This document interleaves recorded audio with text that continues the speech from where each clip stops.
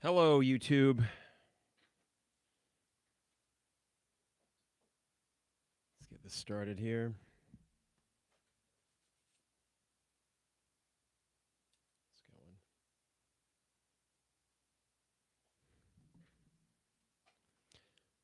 It is the 200 level. Mike Carpenter in the basement studio on a Thursday evening and trying to put into context not just what we're seeing this half with Illinois basketball, but I think we need to be honest with ourselves. This is not where you would probably like this team to be entering February. Could be worse. Hey, they're a top 20 team. They have talent. They are perhaps in a valley that they can get out of. But something is off. And I don't think it's a personality thing like it was 2 years ago. I don't think it has much to do with the general likability of any of these guys or anything like that. But certainly something is not quite clicking. And when you play a team like Nebraska, regardless if it's home or away, you'd like to think that this is a get-right game of sorts for an Illinois team that had 30 good minutes against Northwestern, maybe 35 if you want to be generous with it, and that there'd be a continuation of that on the road tonight, 4 days removed from it, a little bit more well-rested, a little bit healthier than you were the last two home games. But instead, you're really kind of repeating what you did against Maryland last Thursday, the difference being Maryland has legit talent. And they right now are playing themselves into a pretty decent NCAA tournament seed. Nebraska's not. They're a bad team, at least by Big Ten standards, relatively speaking. And if you are a team worth your salt and you've got something to prove after what's been a sort of lackluster 2-3 week stretch here, you cannot be performing like this. And the three-point shooting's one thing. Let's cut to the chase. You are a team constructed to shoot three-pointers, and you can't do it well. You shoot a lot of them. You're the best in the country at that, or one of the top 10. But you are somewhere around 270 nationally in shooting percentage from three. That's not good. No matter how many offensive rebounds you get, you constructed this team to shoot threes, and they can't make a damn three-pointer to save their lives. So the crux of it might be as simple as that. We could probably stop the analysis right there and say, okay, fine.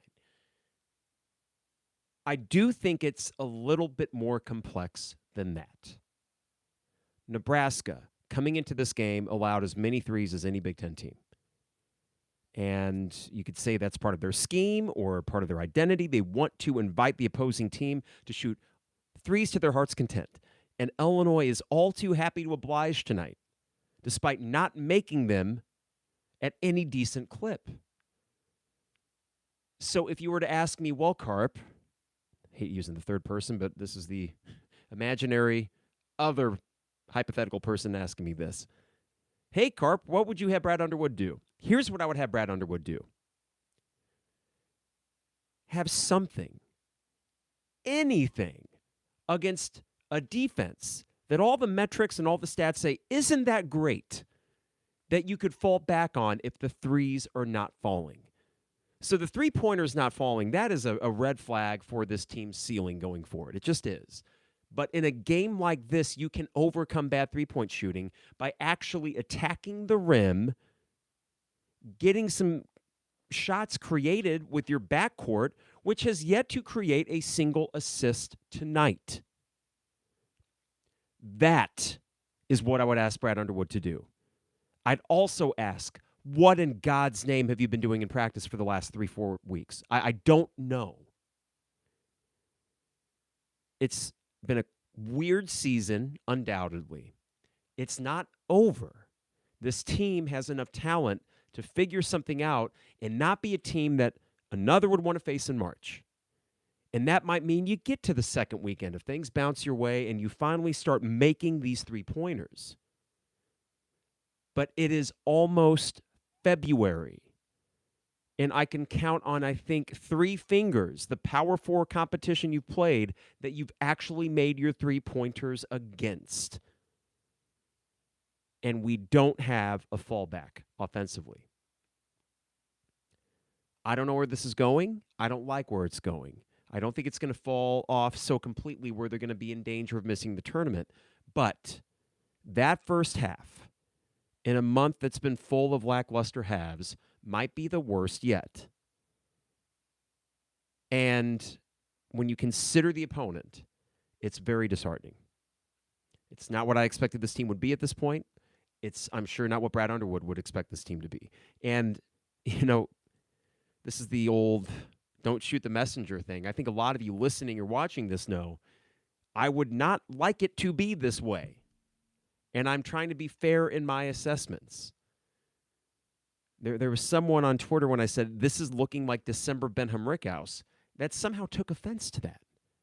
Well, he's only missed 1 3. Yeah, but he's also missed a block out, and he missed closing out on a 3-point shooter. Oh, and then he missed a couple more threes after that. That's not good enough. And ask yourselves this, as you're watching these games, is your analysis, or I should rephrase, not analysis, but what you take away from these games, has it changed in the era of NIL? Knowing that a lot of these guys on the court are hired hands, does that change the way that you criticize them? It has for me, to a degree. I'm not getting personal about Benham Rickhouse. I know he's trying. I know he's probably a nice guy. But as someone probably making 6 figures to play ball, he's not doing a very good job of it. That's what I'm criticizing. And I think is a fair criticism to levy against these semi-pro, shall we say, if not just downright professional athletes, which is the way it should be. They should get paid for this. But I do think it adds a different dynamic to the way that we view these games and we criticize these players. And as long as it's not getting personal, other than the Matthew Meyer thing because he was annoying, as long as it's not getting personal for the most part, I think that's fine, right? So we got the second half about to start. I wanted to get on early to get some of those thoughts out of the way. If this thing goes wayward, we'll probably cut it short because I don't need to see this lifelessness all the way until 9:45 or whatever it may be. But we're going to go as long as this game is relevant. We're not going to cut out too early. Before I get too far, as we're watching the slam dunk competition between Nebraska basketball players, which is pretty impressive, actually. Got to remind you, the 200 level is brought to you by Hamilton Walkers in downtown Champaign, Steak, Seafood, and Spirits, State Farm agent Brian Hansen, online at brianismyguy.com, Dogtown Heating, Air, and Plumbing, your home's best friend at 217-841-4728, and Owen Builders LLC, online at owenbuildersllc.com. I'm going to hit each of those individually as we go along. Thank you in the YouTube feed. I will be hitting up these chat threads as we go to breaks. So I appreciate that, and hopefully, at worst, if this doesn't go well, this can be a little bit cathartic for you. I'm not in yelling, screaming mode. I will say the lack of emotional attachment because of all the new faces, it does make things like this easier. But I will say, going into today, I didn't have a whole lot of juice coming into this game, and I do wonder if this is the downside of retooling every year. I personally think it's an okay approach in the NIL portal era, but we're seeing, as we are underway here in the second half, that there is a cost to that.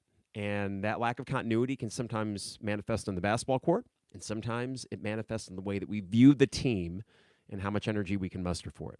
So with 19:45 to go, my Hulu stream is not exactly up to date, I don't believe. Might be a little bit behind, but a miss from Nebraska. So hello again to the YouTube feed. Thank you guys for tuning in. KJ getting the pick over to Kylan, up top to Trey. A little bit more pep in the step here for Illinois offensively. They don't make that, but Merez gets the board and the putback. So it's a 7-point Nebraska lead. It's still a game that's very much winnable. Here's the deal. Not a lot of what I said about the offense and my concerns going forward changes even if they win. But it would say, okay, there's still some toughness there, which I think there is, as Illinois gets a rebound and another miss. The defense can still be good sometimes, and the rebounding is pretty much elite. So there's stuff you can work with. But offensively, I am just concerned. I think that's fair. Here's KJ driving it, finds Merez, little hot potato there. Benham Rickhouse 3. He cannot make a 3 to save his life. I said I wasn't going to get angry or upset. I almost did, as he doesn't get contest there on a layup, and it's back to a 9-point Nebraska lead. So essentially a 5-point swing because your 3-point shooting phenom who Brad Underwood in offseason practice was so high on, cannot make a three. Trey White lays it up. Good start to the half for him. It's frustrating. I'm sure he's more frustrated than I am. I'm sure he'd like to make those threes, but it's a different ball game now. All right, here's Nebraska with 18:05 to go. Hoiberg, oh boy. Merez basically punches a Nebraska player, this lumberjack-looking fellow with the headband. That'll be Merez's third. I want to see the replay because I know Merez was going for the loose ball. That's a little bit tough luck. Here's the deal. I know there's foul trouble. If he's going to get 5, he's going to get 5. If I'm Brad Underwood, I really stop worrying so much about the foul trouble. Just play what you got. Watching this replay here, Merez is going for the ball, and you're right, Ethan. He was just standing there. You know, I was texting with Trevor and Isaac earlier tonight. The frustrating thing about all this is that Merez is basically getting penalized for being big and strong in some of these fouls. And I would agree with Trevor's assessment there because he is a big, strong guy. And if someone so much as flails around him, it's unfortunately kind of like Kofi had in some games, though not too many. Kofi got pretty good in not getting fouls called on him. That's something I guess Merez is going to have to learn. What exactly, I'm not sure. Kylan with the drive, up and good. So it is a 5-point Nebraska lead. So inspired ball from Illinois to start this half. This is going to be a take from number 3 for Nebraska. No good. KJ disrupted him a little bit on the take. Kylan over to Ben, make the 3. It's just unbelievable. It's like he refused. Merez goes up, he'll get fouled. Ben can't make a 3. That's all I'm going to say about that. I got a lot of things in the YouTube feed that I'll hit up here to break. Good to see, though, Illinois attacking the rim. The only 2 threes that they've taken this half have been wide open looks for Ben, who continues to be unable to knock it down. Yeah. I wonder how much of this, Merez at the line, misses his first. How much of this is NAIA to Evansville to Illinois, being just one step too many. But you look at Ben, and there's some decent athleticism there. There's obviously the size. He just can't make a shot. And a lot of, as Merez makes the second here, 4-point game, a lot of those stats seem to be padded by his games where he did explode for 20-plus points. But other than that, there's some just straight-up Easter eggs there. How can you be 6'9" with that skill set and have scoreless games? That is beyond me. As his guy that he's defending, he goes under the screen, and he can make a 3. So I ask, what does Ben Humrickhouse exactly do here? That's about the nicest way I can put it. What does he do here? Kylan trying to dribble around some pressure defense here. Nebraska getting handsy. Here's KJ over to Ben, and it's a travel on Ben. So there was a guy named Zach on Twitter. Zach, I'd like to call you out on this. He was the one that was just completely aghast that I criticized Ben Humrickhouse's performance early going. How's that working out for you, Zach? I muted you. I wouldn't know. I don't block people, but I don't need to hear silliness without any constructive. Ben's guy, fortunately, airballs it there. 16:35 to go. KJ fakes the 3. He's going to drive it. He kicks it out to Kylan, who's going to have an open 3. That is no good. It's just 3 for 21. Now, if my math serves me right, that's 1 for 7 average. So what is that? That's about 12%, 13%, something like that. And that is not a foul on Merez, but could have been. So you had a nice little start here, but now it's back to the 9-point lead that Nebraska came into the half with. The closest you could get was 5 against a bad Nebraska team. I'm seeing a team that is a complete mess right now as they turn it over. A complete and total mess as we go to our first media timeout. YouTube feed, please let me know how you're feeling, and I'm going to get to that in just a second. Hamilton Walkers online. Screw that. Go there. What am I talking about? Sorry, Hamilton Walkers. They should come to downtown Champaign. to your fine dining establishment with steak, seafood, and spirits. No better time than the month of February, as you might be needing a pregame meal or a postgame meal after an Illinois basketball game, or really, hey, date night for Valentine's Day. Is there a better spot than Hamilton Walker's? I don't think so. Get an old-fashioned while you're there. I take it from me. I think it's the best one in town. Bone-in steak, medium well. That's what I get. No, not medium well. I go medium. Medium well is a bit too cooked. Medium rare, a bit too pink for me. So I go medium. We get the family-style sides. Steak fries, usually. In the colder months, and the other one, I get mac and cheese, nice comfort food. Cannot recommend it enough. We appreciate them being supporters of the 200 level. We're going to hit up the other sponsors as we go throughout this, and I want to hit up the YouTube feed and see how you guys are feeling about this. I don't think we're going to make it to the end of the game at this point because this is garbage. A garbage product right now that is not, it's not set in stone that this is what it's going to be the rest of the year. It can improve. There is such a thing as a team going through struggles, but I'm not very hopeful at the moment. From Ben, this team is one of the worst shooting three-point teams in the country. Why does Underwood keep focusing the offense on shooting threes? Ben, at a certain point, that is really the only question one can ask. That means anything. It's such a weird dichotomy with Brad Underwood. I praise him as much as I can on this show, podcast, whatever, that he is pretty flexible about macro things. I think often he has decent game plans going into games. We all question the in-game adjustments. I'm sure a lot of fan bases do with their coaches. This insistence on continually saying this is a good shooting team when all the facts say otherwise is beginning to be tiresome. And I can tell you what he will say after the game. And if it pisses you off, you are well within your rights to be pissed off if he says something along the lines of, keep shooting. Okay, Brad, well, that might work. That might. Maybe all of a sudden we regress to the mean in a positive way. And that these 4 months of basketball have been a mirage. 3, have been a mirage, and actually this team is, in fact, a good three-point shooting team. But the facts actually say otherwise. Coming into this game, this Illinois team, which continues to gradually go down in KenPom, which you hear that name and probably think, well, what the hell does that mean? It is an aggregate of all the stats, all the metrics. Three-point shooting, there is a light red icon behind it, which means you are one of the worst teams shooting the three ball in the nation, 31.9%. This game will probably tick you a little bit under 31 if you keep shooting at this clip.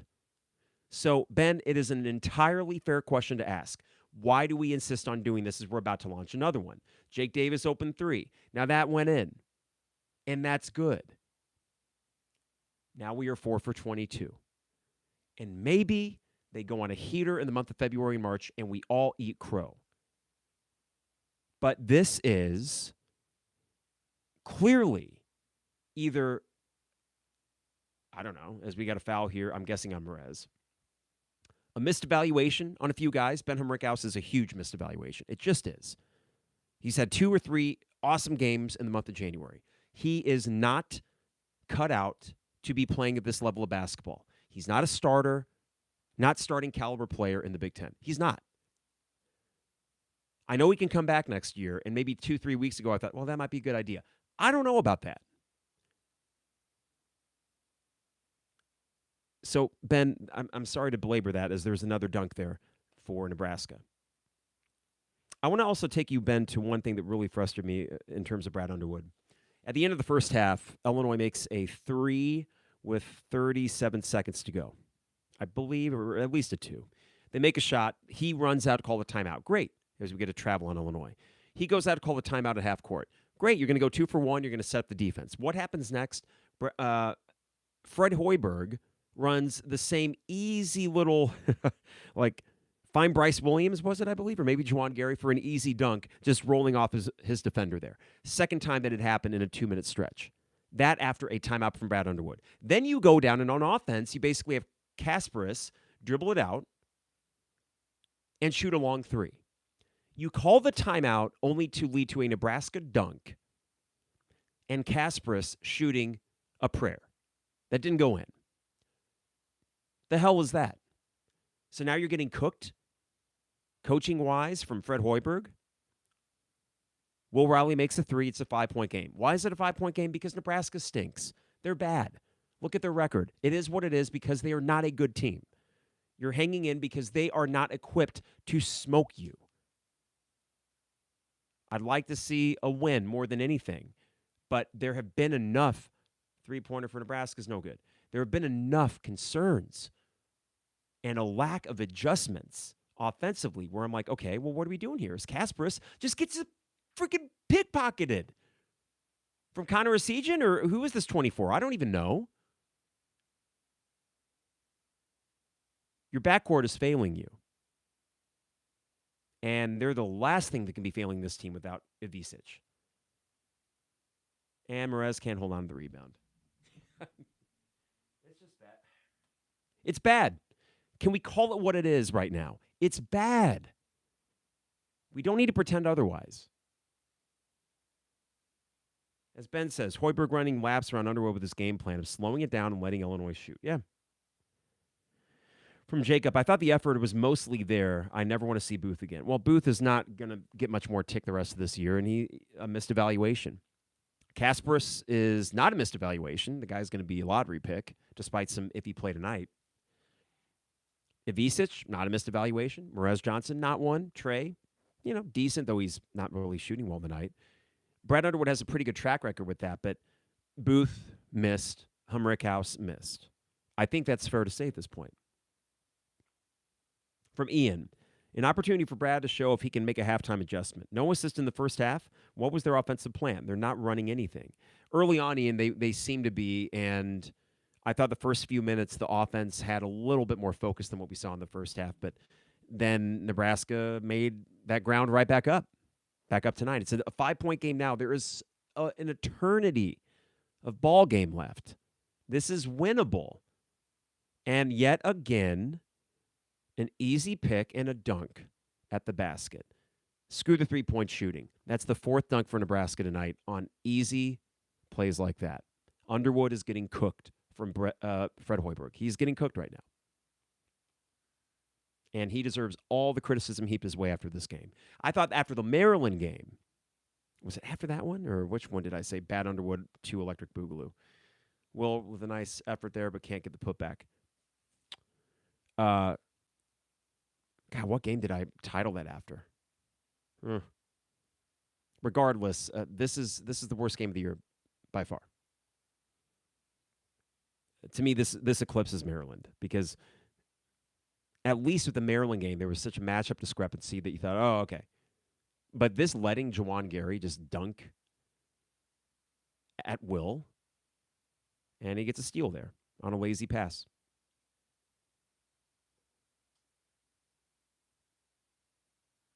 I don't know how long I'm going to make this game.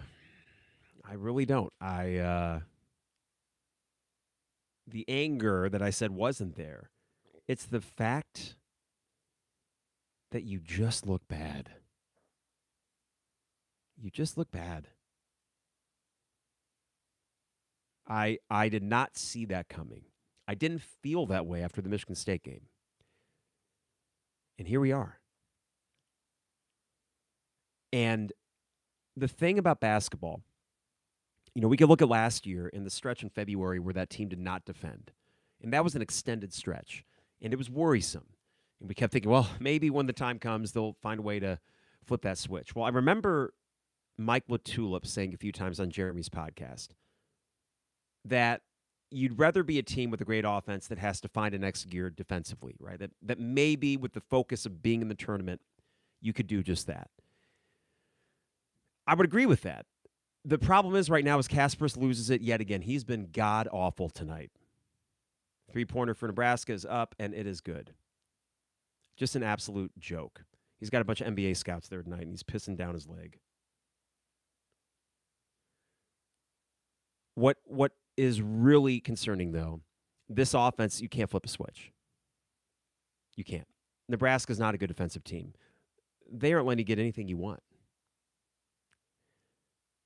You have no answers for Nebraska. So pray tell, how, over the course of 1 month, are you going to get this thing rolling again to a degree where now you're all of a sudden dangerous in the NCAA tournament again? I don't see it right now. I'd love to be proven wrong.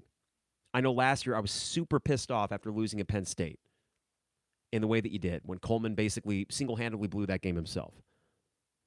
At that moment, there's no way we could have foresaw what happened in the month of March. There's no way. But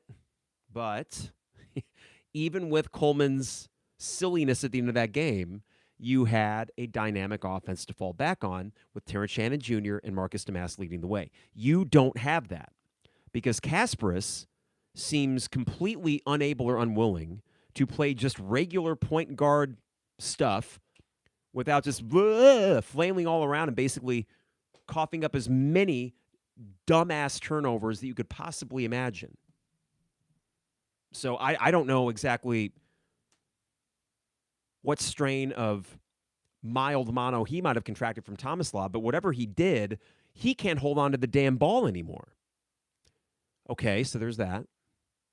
I'm sorry, guys. This is going to be a big rant. Let's just call it what it is. This is going to be a big rant. We're going to get it out. Before I do, got to remind you, 200 Levels brought to you by State Farm agent Brian Hansen, online at brianismyguy.com. Brian is much more reasonable than me. This is why you want him for an insurance agent, not me. He's someone you can trust. Karen and I have for quite a while, and we appreciate him and his staff for taking care of us with homeowners and auto. That's Brian Hansen, your State Farm agent at brianismyguy.com. All right, back to what I was saying. KJ's been bad. He has been. He is a dynamic player. He's uber talented. That does not excuse these stupid turnovers that have nothing to do with even looking for the right play on the court. This is someone that is not focused enough on the court and is just haphazardly throwing the ball away to these white scrubs on Nebraska. Not that it matters. It's annoying nonetheless. Kylan has been a non-factor tonight, for the most part. A couple good takes. That's all I can remember from him. Trey White is silent after a good month. Can't put the ball in the hoop. Not even really making his free throws that well anymore. He is rebounding at least. So you know the effort's there, but there's just this lack of aggression offensively. Merez is a young guy. Your two best players right now are Dre Gibbs-Lawhorn and Jake Davis. I like both of those guys. I think Dre Gibbs-Lawhorn is a pretty good player. And I hope he sticks around because I think he can be a cornerstone of that backcourt next year. I think Jake Davis is a really good role player. That is a good eval. But the problem is if those are your two best players at the moment, you got issues, as Jake Davis can't hold on to the pass from Kasparis. We look like a bunch of dumbasses right now. We just do. 12 turnovers to 3. And there's nothing that indicates that the bleeding can be stopped tonight. And guess what, everybody? In just a shade over 48 hours, as Nebraska fortunately misses that 3. In just a shade over 48 hours, you welcome Ohio State at home. Noon tip-off on a Sunday. Tell me how that might go with the way this team's playing. It's like you can predict it from a million miles away. You and I well know what might happen in that game. It's going to be 55 degrees out there, outside. I'd rather do yard work at this point than watch what might happen against an Ohio State team that's actually cresting, and meanwhile, we're just sort of sitting in this whatever. So that's a long-winded way of saying I have concerns. How's that?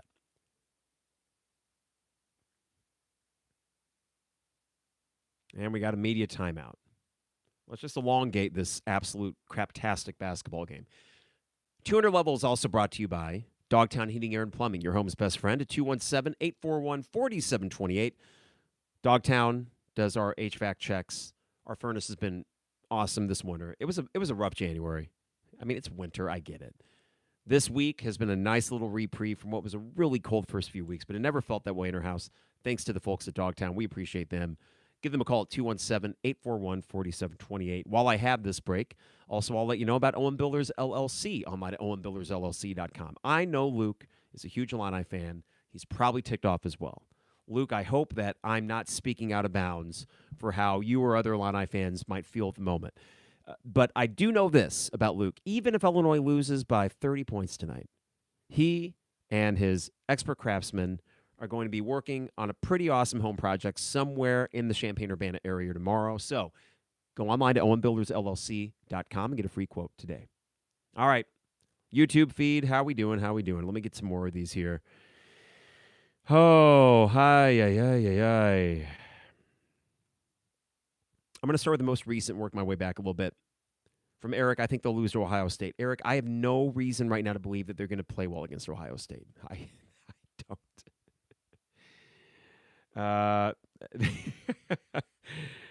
From Big Toda, you say sarcasm, but thank God we're a football school. I have posted during a couple of these slumpy moments in January that I occasionally do fall back on the Citrus Bowl win, and I do think it was pretty monumental for this program, and Brett Bielema's riding that wave. I know not a lot of Illini fans are maybe feeling that way because in the moment of this basketball season, there's a lot of frustration, obviously. But I truly have leaned back on that a few times. So if I'm wearing Illini gear and it's a day or two after a bad loss, it's for football. And it doesn't feel like as lame because you just won 10 games in football and you're bringing most everybody back. So, yeah, I think there's something to that. This is from in a group chat. Kenton, who you know, he said, "Oh boy, Carp just busted out these white scrubs." Yeah, listen, it's not about that. It's not about that. Okay, but Illini fans, it's okay if we admit the Wisconsins and the Iowas and the Indianas and now the sort of redheaded stepchild version of that, Nebraskas of the world, their makeup of their team can drive you nuts. I don't think that's all that controversial to say, and right now they have the upper hand over a team that we got plenty of white guys. It's not about that, but there's something about the Nebraskas of the world where it just bothers me more. This is not exactly an eloquent argument I'm making, I understand. I hardly think it's controversial, though. Hey, as Eric says, congrats to the Illini women. They won tonight, so well done, Shauna Green. A three-pointer for Nebraska. That was a wide-open look off an inbound, so Illinois nowhere to be found on that, but they missed it fortuitously. 7-point Nebraska lead with 11 minutes to go. Good God, there's still 11 minutes to go in this game. Again, it's an eternity. You can win this if you just manage to grab the hair from your head and pull your head out of your butt. Out of bounds, going back to Nebraska. Apparently, that's not going to happen on that possession. No one is playing well. No one showed up.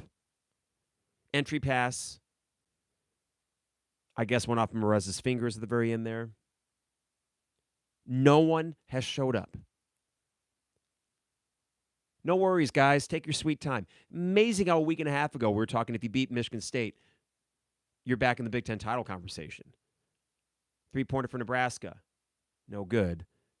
Well, I just want to stop the bleeding and start playing good basketball again. I don't care about any accolades. I don't care if this team gets a 7 seed in the NCAA tournament. I don't care if they get a 10.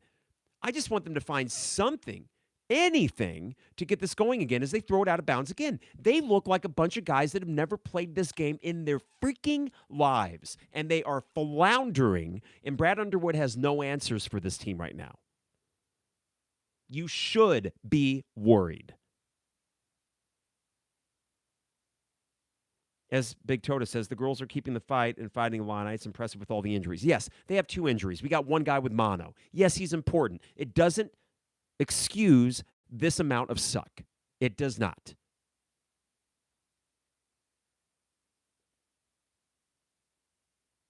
Nebraska ball.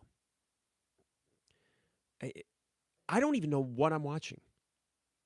I don't. Take for Nebraska's up and good. Back to a 9-point lead. They're getting what they want. It's just because they aren't that good, they're up by 9. If they were a team worth anything, they'd be up 20. If they were Maryland, they'd be up 20. That is 2 of the last 3 games you've looked like crap. And if this sounds like I'm being too harsh on him, are you watching the same game I am?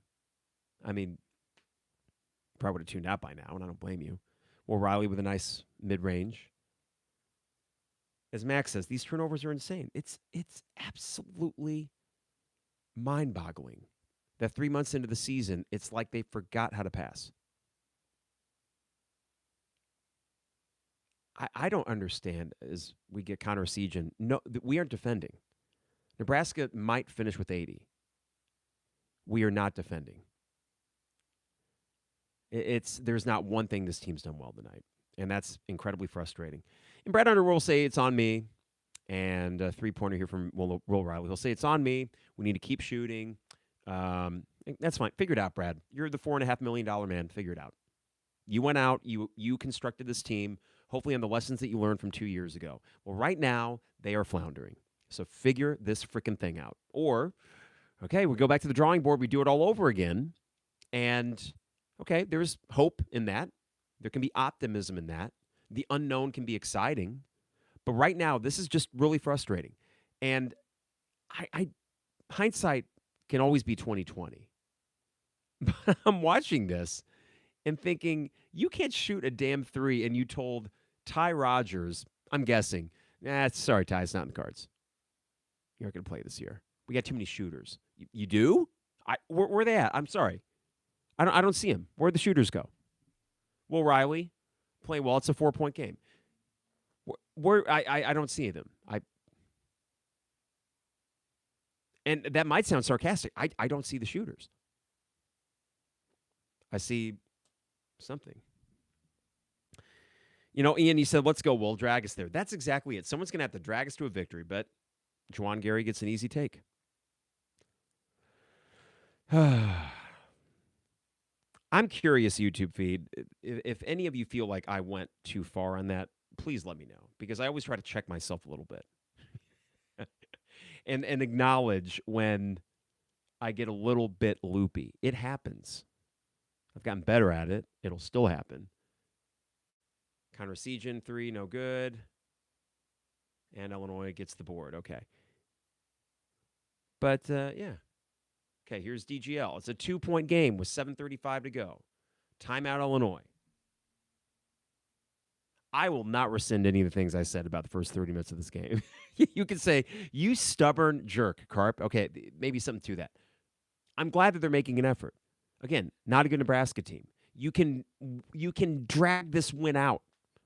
But, man, the most ridiculous that I ever looked was, oh boy, it was the year that Illinois got a 1 seed with Iowa and Kofi, and they were down, 15 at halftime in Northwestern. And then they ended up outscoring them like 50-12 in the second half, something ridiculous like that. Evan has a good point here. I sometimes forget that we went from watching a roster last year that was an average age of 23 to this year watching an average age of 19. I have to check myself on that sometimes. That's true, Evan. I will say this as not a total pushback, but a slight one. There is youth on this team. But even with that youth, an Ivasic and a KJ, for example, are a bit more seasoned than your average freshman. Will Riley, that's a true freshman. Morez Johnson, that's a true freshman. Trey White, he's a junior. Let's see here. What else? Kylan, a junior. They are not old by any stretch of the term.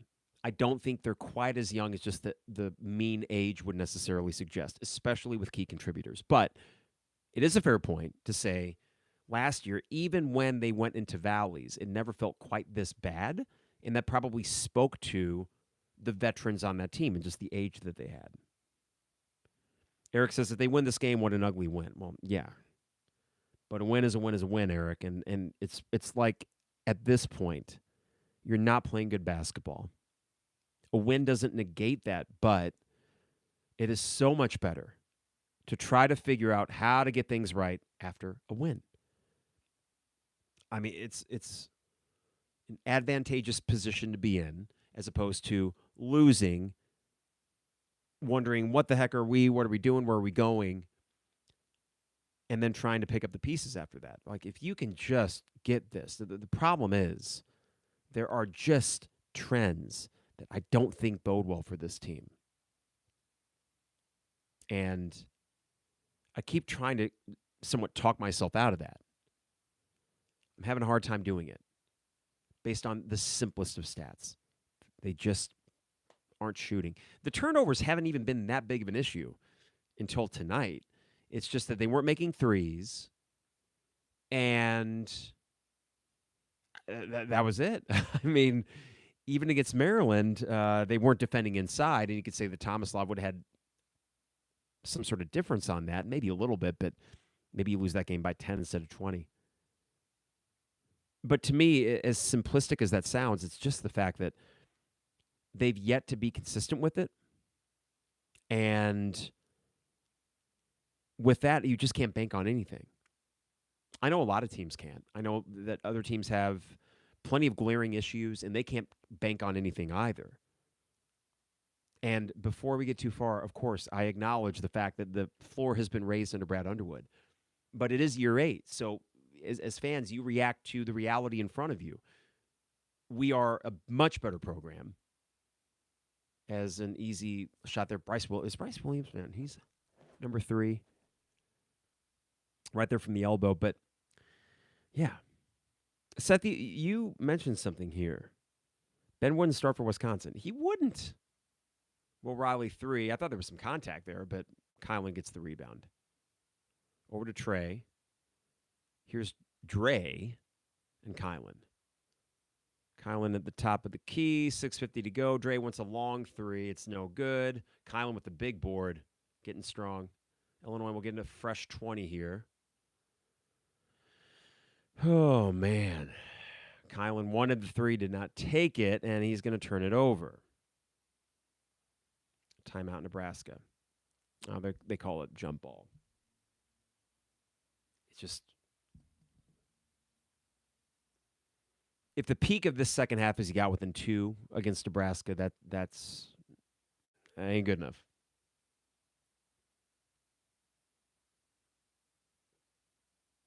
God, Eric says, over under 0.5 threes made for the rest of the game for Ben. We win if it's over. He's 0 for 4. If he just makes 1, it has a significant impact on the game. It's just he won't make them. He will not.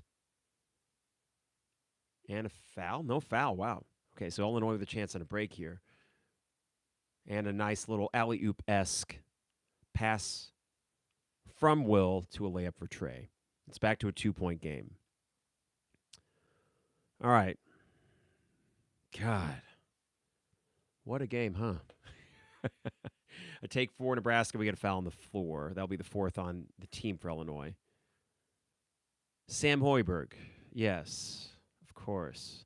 I'll say this. Fred Hoiberg was at the Coaches versus Cancer event 2 years ago and seemed like a pretty cool dude. And I think by all accounts he is. So I'm sure Sam's a nice guy. I just don't want Sam beating us. Will is so far away from Connor Esigian on that. Wow. It didn't go in, but holy macaroni. And Dre just throws it to Juwan Gary. It's really our backcourt, the carelessness. And missed there somehow, some way on a layup. Here's Dre. Kicks it back out to Kylan. Illinois with 5:25 to go. It is somehow a 2-point game.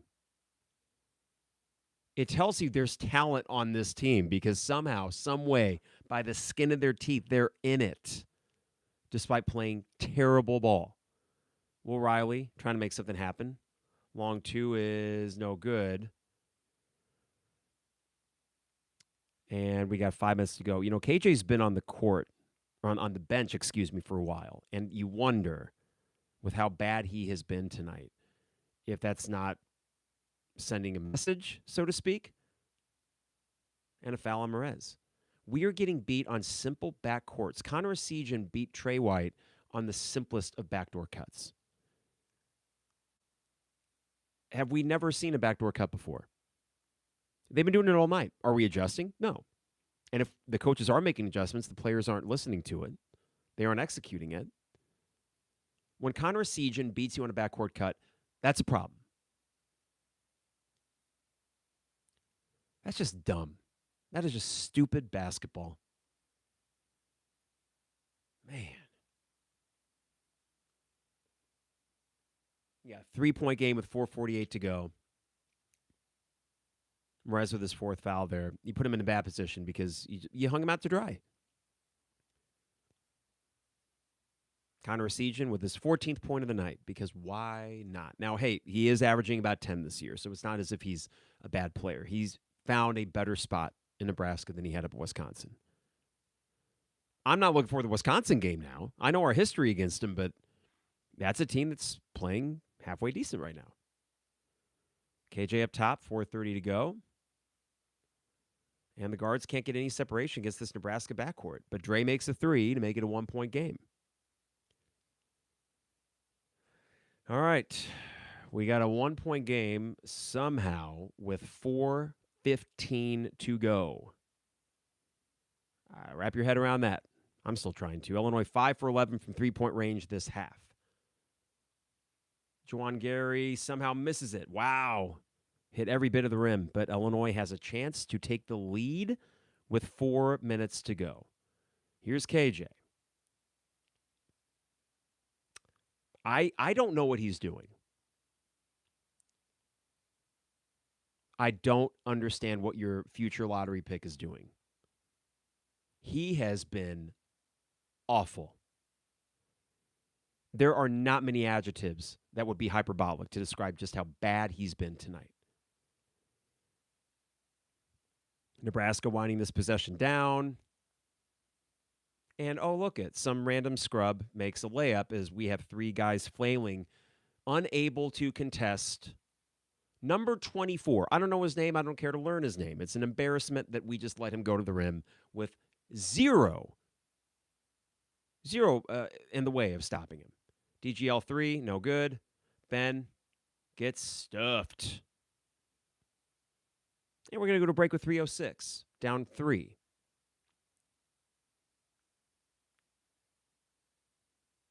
Boy, from Ryan, this is becoming the season of Brad's accolades failing. Back-to-back losses. Well, that's out. Nebraska winning streak snapped. Wisconsin dominance probably gone, not to mention what Michigan will do to us.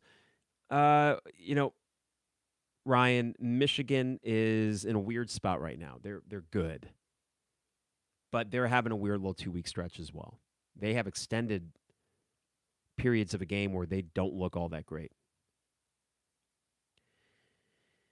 I don't understand. XAR, is that right? Czar? Should we go with that? KJ playing himself out of the lottery. I mean, whether that's reactive or too reactive, I'm not sure. But he's been... How can one look at him tonight? And I know that the lottery is based on potential, much of the NBA draft is. He's done enough things that make you go, wow, this year. He has been... I mean, this is Curbelo against Marquette bad. And I guess I'll pull up a box score and try to see, how many turnovers he has at this point. I don't know, about 9, like Curbelo had in that game. But you wonder if there's something wrong with his head. Is he concussed? Nebraska has 9 points off 6 Kasparis Yakuchonis turnovers. Tell me if any single one of those turnovers was legit, meaning that he was earnestly trying to create something for a teammate. No! He's just dribbling off his foot. He's just losing the freaking ball. 9 points off 6 turnovers. Oh, I'm sorry, we're down 3? I guess that matters. He's flailing around like he's never played the game of basketball before. All of a sudden, Nebraska's defense is so stifling that it messes you up that bad? Or what is going on? Get yourself right, man. You're one and done. You're going to go to the lottery. Great. The hell is this? Nebraska plus 12 in turnover margin.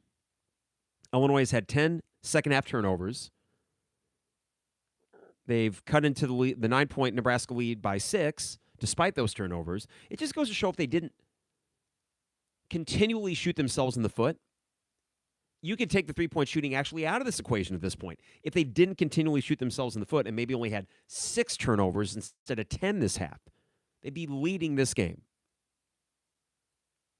I swear, it's like they've never played. I don't understand. From Eric, I'm getting sick of KJ's turnovers. Me too, Eric. Me too. It's amazing how you look at those, and if you were to put them in a highlight reel or low light reel, however you want to call it, none of those were forced turnovers. He is just so loose with the ball, and it makes you wonder, why? Slow down, man. You think you're so brilliant out there. It's like, you know what it's like? It's like a guitarist that just plays these masturbatory guitar solos. Not that great, but he's just doing his Eddie Van Halen impersonation when you're asking him to just play a nice little pentatonic solo. That's it. Play a nice, tasteful solo. David Gilmour for Pink Floyd played a tasteful solo. That's what he was best at. He didn't have to do the Eddie Van Halen impersonation. Eddie Van Halen wasn't even around when Dark Side of the Moon came out. So regardless, why does everything have to be a frenetic, chicken with his head cut off play with KJ? Just chill the hell out. Jimmy Page is one of my favorite guitarists, of course, Czar. He was messy, but still tasteful. You know, he was an acrobatic KJ move as Ben misses a freaking layup. Because why would, does he have a point tonight? Does he have a single point? 0. 0 points. For your 6'9" wunderkind from Evansville. 1 point. You got a point.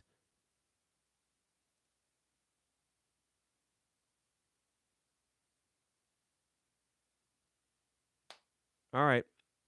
Nebraska ball, 3 minutes to go. Illinois down 2. Here's number 24. I don't know who it is. He's driving it. Look at it. Tough kid. Okay. Wheeling around, kicks it back out. Here's Bryce Williams. Kylan on him. Good contest, and they're going to call foul on Kylan. I don't agree with that. Anticipated a foul.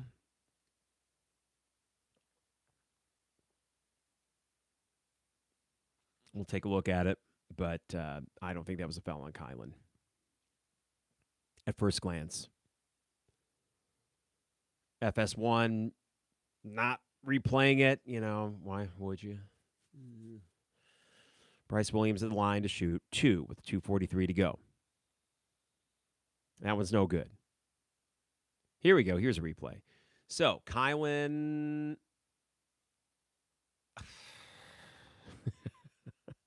From Seth, why does Illinois always look so slow? Seth, this is a sneaky, not athletic team. How many dunks have we had this year? Even Tommy doesn't dunk it very much. Ben has had some of the most electric dunks on the team. So, wow, Bryce Williams missed both. 66-64. 2:35 to go. All right, here's Trey. Here's Merez. Pick for Kylan. KJ is on the bench in these waning moments. Will Riley over to Kylan. Kylan 3 is up. It's not even going to draw rim.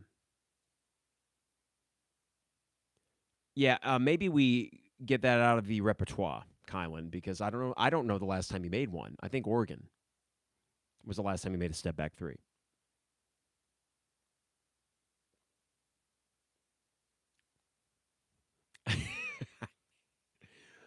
What in the heck? Bryce Williams and Merez with the block. Now, I watched Merez go up for that with 2 hands, and I think he earnestly was trying to kind of catch it. So it didn't look like a showy block at first glance as I look at this. Well, yeah. Regardless, that was a no-doubter. So there's 4 seconds left in the shot clock. Let's see which Nebraska player rolls free for a dunk with 1:54 to go. Bryce Williams from the baseline. And Juwan Gary sneaks through Kasparis to get a putback. So Kasparis is back on the court and immediately does not block his guy out. Interesting. So he doesn't do anything right on either end of the court tonight, as it appears. Kasparis step back three is good because he's a dynamic player who does stupid crap way too much.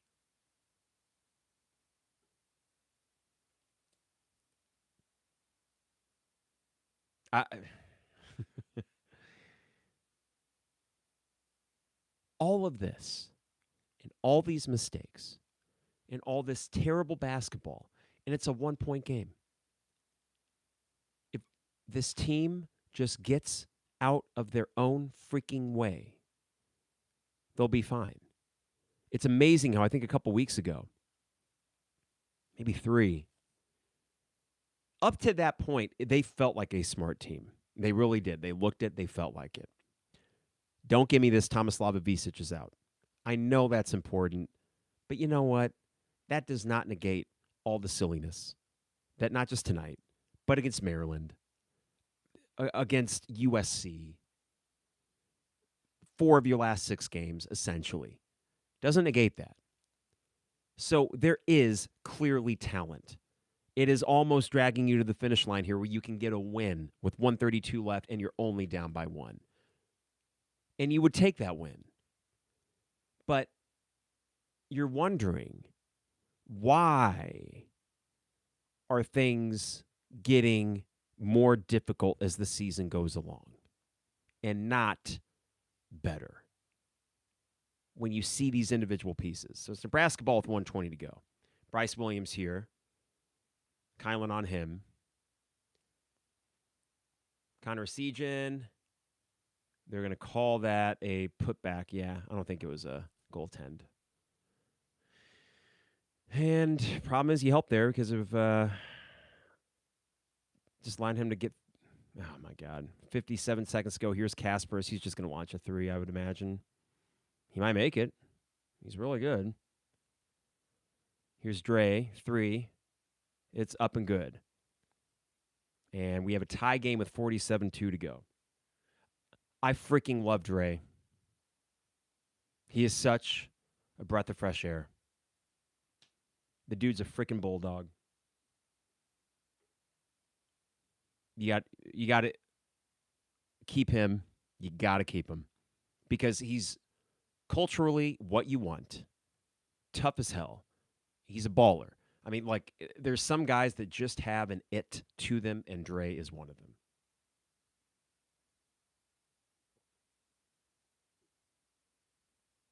From Big Tota, DGL's our only everyday guy. I think Jake Davis is too, but he's in a more limited role. See, what happened there was that was a great pass from KJ. Again, could you believe it? A chest pass. No dipsy-do dunkaroo. Just a nice little chest pass. Had some zip on it, and Dre was right there ready for it. Asijan, I don't know where Asijan was. They were kind of no man's land, but that's okay. From Seth, Illinois, better team when Rickhouse is on the bench. Well, he's not going to be out there for this defensive possession for sure. And from Ryan, yeah, okay, so this is it, right? You're 3 guys on the bench we like the most right now. DGL, Jake Davis, Merez Johnson, who is starting because of Tomislav. There's just this weird thing going on with the starting your traditional starting 5. All right, so here is Bryce Williams. Take to the rim. Damn, I thought he traveled with a slip, but here's Juwan Gary. Kasparis on him. This is going to be Bryce Williams from the free throw line. It's up. It's no good. It's going to be Illinois ball with 25 to go. They will have a chance to win. Oh, boy. I'm not going to look at the YouTube feed. It is a timeout from Brad Underwood. Wow. He calls a timeout to set up a play. Oh, if you pull this out of your butt.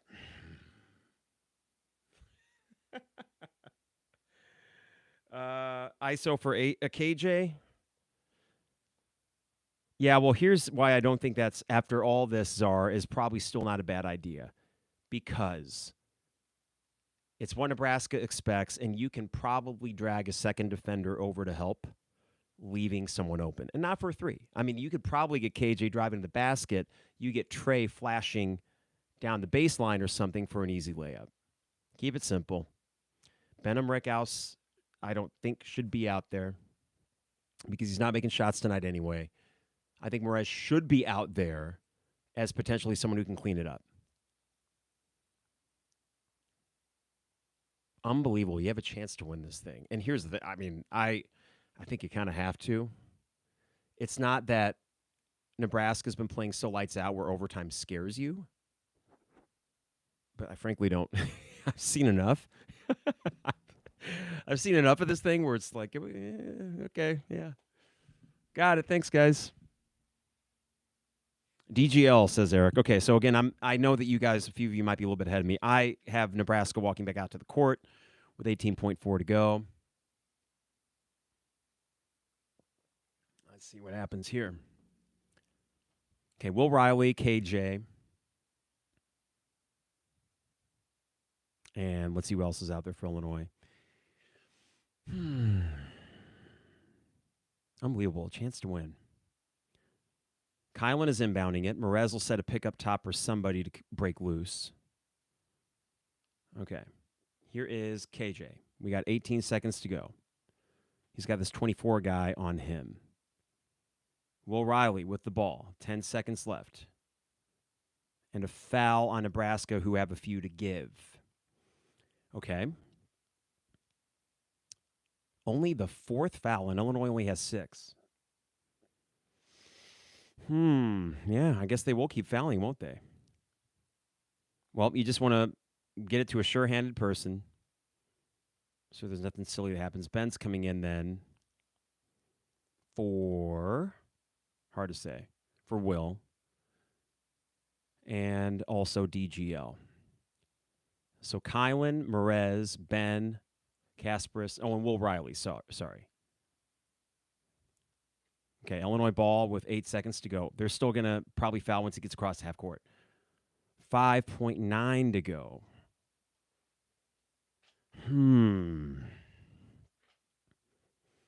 I think you have to drive to the rim now. Aggressively. And force them to try to reach or something. I mean, I view this as you'll try to drive the rim, they'll probably foul you. Then you'll have 3 seconds to do it one more time. And another foul on Nebraska, but now they can't foul again. That's actually a little too quick. Did you really want to pick up the 6th foul? I mean, it was close. Hoiberg damn near got the steal, but now they cannot foul. They were too late getting DGL out there. Here's Will Riley from the baseline. The 3 is up. It's no good. How are you late getting your sub in? How are you late getting your sub in?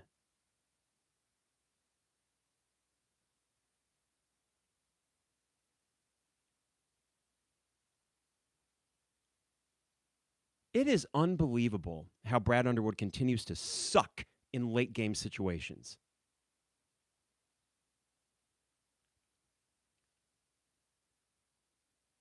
So you're late getting DGL in there. You put Will Riley in a coffin corner. He's got to launch it up and almost by the skin of his teeth almost makes the damn thing. That's the best you can freaking do, Brad. Get a schematic guy on your bench because clearly Jeff and clearly Orlando and Qua Jones or whoever the third assistant is aren't doing it. And clearly you aren't. Get someone on the bench that actually knows a damn thing about this situational basketball because it is not working for you.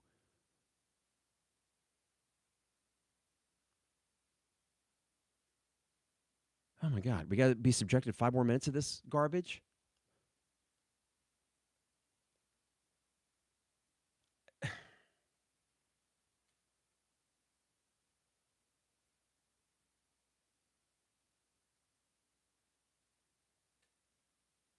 I don't want to be unfair, But you had the benefit also of Nebraska fouling you every few seconds. And I say the benefit because they fouled you too early with that 6 foul with 5 seconds to go. And your inbounds play, somehow the best it could find was Will Riley in a corner. I mean, I hate to belabor the point, but I'm sorry. That is egregious. And you still don't have a guy with half a brain of schematic basketball, situational basketball on that sideline, apparently. Because if you do, they don't have Brad Underwood's ear. And it's not Brad, who's a good, let's say CEO of a basketball program. And YouTube feed, I hope I'm not overreacting on that, but you seem to be pretty ticked off with that call as well. Or lack thereof. Will Riley over to Benham Rickhouse. 4:45 to go. Ben misses it short because, that's what we want is a freaking fadeaway 6-footer from Benham Rickhouse in freaking overtime. Why is he out there? Where's Dre Gibbs Lawhorn?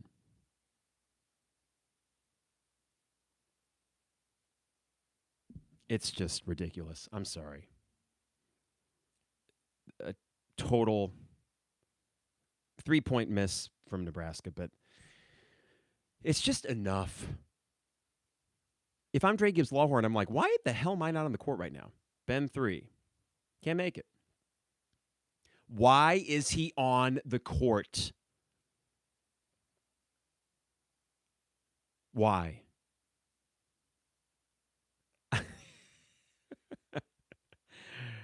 So you've had 2 possessions and you've had 2 Benham Rickhouse misses. Sure, that makes sense. He's that makes a lot of sense. And then number 24 for Nebraska can actually make a shot. I'm sorry, but Benham Rickhouse, the sharpshooter from Evansville that we're paying good money to, Trey White about to come back in. No sign of DGL. Why would you need DGL in this game? Who needs him? The only guy with half a pulse out there, it seems. Why would you need that?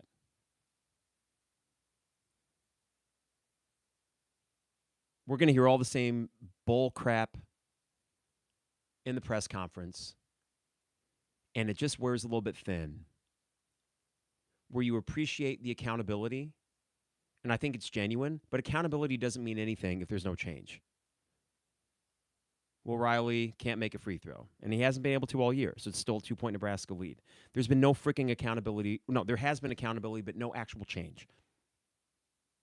Now Dre's going to check in. Great, yeah, well, how about that? KJ with a chance on a break here. Trey, it is blocked.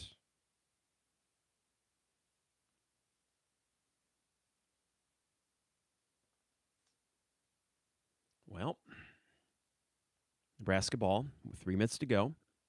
And another block for Merez. And now we got a break for KJ. Could someone finish a layup? He does. We're tied up with 2:50 to go. Just reminding everybody, Nebraska's not good. Your talent is keeping you in this game, and that's about it. Does it only get a steal? Not quite. All right. Timeout for Nebraska. But, man, now DGL will come in. I would assume for Will, because Will does this. He has these stretches, these 5-minute stretches where you say, whoa, goes on a heater, but then he goes back to struggling a bit. And you ride that wave while he's out there, but now you got to get DGL back in there. But I think he should have went small to begin with. I mean, you're telling me DGL couldn't have guarded number 24? I mean, Benham Rickhouse needs to be out there because of size. Get the hell out of here. You wasted 2 possessions letting Benham Rickhouse be out there. That is on Brad Underwood. The last possession of the second half is on Brad Underwood. I'm sick and tired of having to qualify that with the macro that's pretty good. But, dude, be a freaking coach in the game. For once, be a coach in the game and actually do the adjustments that are necessary to not put yourself in that position. If that's unfair, so be it. From Big Tota, talent needs coaching, and I don't feel that they're getting it right now. Well, I mean, I'm not going to say you're a fool for questioning it. Eric says Sean Miller. We aren't firing Brad Underwood, and we shouldn't fire Brad Underwood. But yeah, I'm pissed at his performance as a coach tonight. And it's okay as a fan to criticize your coach. Acknowledge that All right, he's done a lot of good things and still can do some good things. But tonight he has not, for the most part. 10 seconds on the shot clock for Nebraska. Here's Bryce Williams, an 18-footer, up and in. You don't hate that shot. That's fine. Not a bad defensive possession, but a better shot. Bryce with 21, 8, and 4. He's really good. 2:10 to go. Will Riley's still out there. Here's KJ. Pump fakes the 3. Baseline up, no good. And somehow Illinois does not get the rebound. That was just hanging out there for a long time.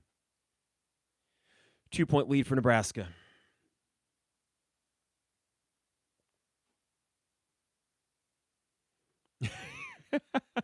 From Zara, KJ can't hit a set 3, so he has to make it a step back. Yeah, you're right. You made it a lot more complicated than it had to be. It's a 4-point lead for Nebraska. They got guys that are able to, Bryce Williams. They got a Bryce Williams, and he's coming up big here. Here's KJ. Will Riley. Long 3. A force. But Illinois gets the board. There's still 1:15 to go. Plenty of time. KJ. Pump fakes. No good. No. 3. No good. And it's Nebraska ball. Yeah. KJ's stats, when you don't look at turnovers, will say otherwise, but he's been just atrocious tonight.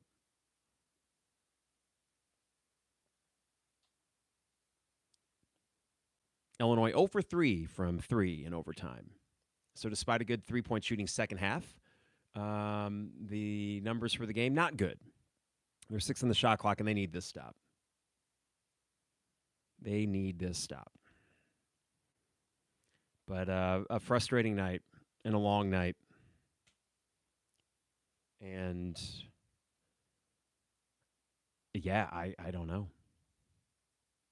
They aren't getting better. And I think it was so funny. I said a few weeks ago, I thought this is Brad Underwood's best coaching job. This is turning out right now, possibly his worst. Bryce Williams makes the shot. This is a 6-point lead.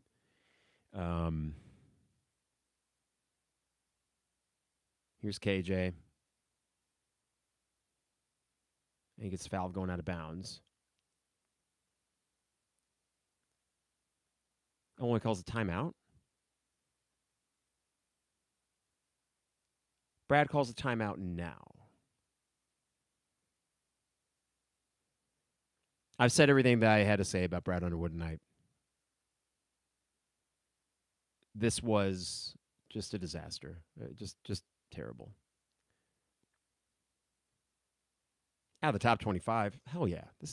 Listen, all those things don't matter anymore. All that matters, there's Patrick Mahomes Jr. What a doof. Oh, you doofus. Get him off my screen. I don't need little lapdog Patrick Mahomes Jr.'s ass on my screen. Get him off. It's not about top 25. It's not about Big Ten standings. It's just figuring out how to fix this. This is a freaking mess.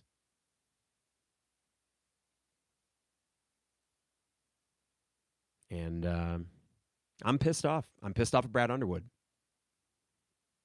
Hey, if you aren't as pissed off, I do have an Illini basketball book for better times. So there's that. Man.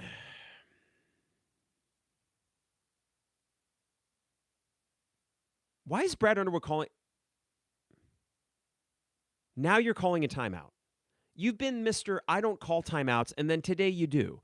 And the first time you do it at the end of the second half, you don't draw up anything worth a crap. And then the second time you negate what probably would have been a foul, and then KJ goes to the line.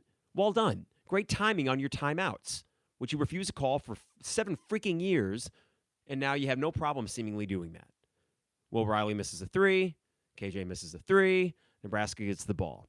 So you have just lost a game to lowly Nebraska in absolute craptastic fashion. Brad Underwood is going to say a bunch of platitudes tonight. We're going to keep shooting threes. I appreciate the team's effort. He's going to be all pissed off as he is at the rest right now. Guess what, Brad? Make a freaking in-game adjustment. Figure something out. This team is floundering right now. They're playing their worst freaking basketball as we enter the month of February.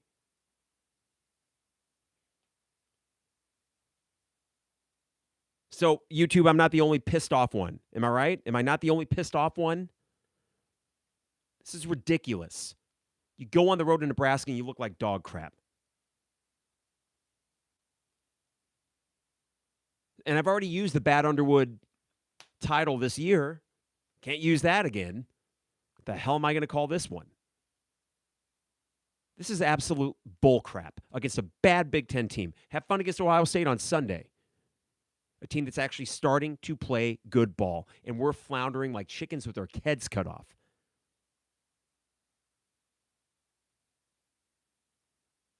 All right. Well, hey, YouTube, thank you guys for tuning in.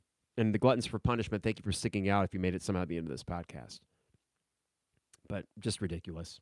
I got to thank our sponsors.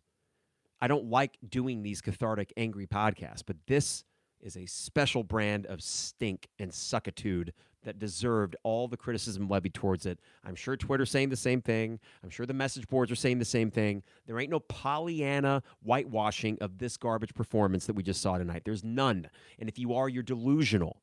This team is not playing good basketball right now. They're going to be 14-7, and there's some... This was not a game that you could afford to lose because guess what? It does get easier than this. This is one of the easier games left. You deserve to lose by a lot more, but you have some elite talent that can actually help you overcome the fact that you have a coach completely befuddled with what am I going to do? I got a three-point shooting team that can't shoot three-pointers. What am I going to do? I don't know, Brad. You're making $4.5 million. Figure that freaking thing out. All right. YouTube, appreciate you. Hamilton Walker, State Farm agent Brian Hansen. Another Humrick House miss 3. Elite shooter, guys. Elite shooter. You should have seen what he was doing to the oven back in June. The next Alex Legion. Gag me with a spoon. Hamilton Walkers, State Farm agent Brian Hansen, Dogtown Heating, Air and Plumbing, Owen Builders LLC. We appreciate them for letting us be us, or me be me, and you guys be yourselves on this podcast. It is what it is, folks. It's a frustrating game, and Fred Hoiberg is pumped, and he should be, because his team, with all the limited talent they had, just beat a ranked team because that ranked team decided to come out and just crap all over the court in Lincoln, Nebraska. An embarrassment, and I worry about Sunday, and I worry about the rest of the year. I do. It is the 200 level.